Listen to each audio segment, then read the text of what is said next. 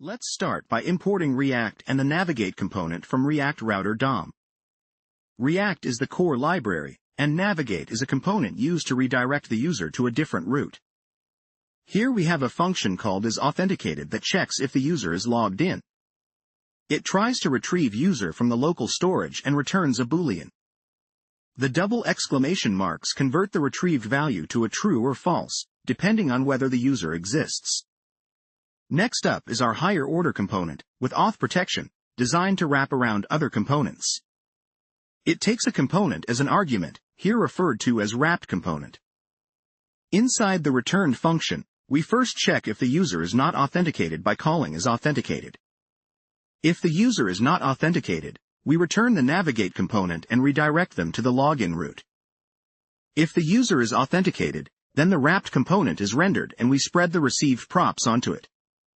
This allows us to use this hook to protect any route by controlling access based on the user's authentication status.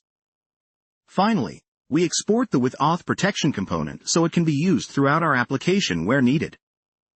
Moving on, we import the with auth protection hook we just created, along with two components, dashboard and login, which represent different pages of our application. Inside our app component, we start by including router and routes from React Router DOM, which are used to define our application's routing logic. Here we define the login route.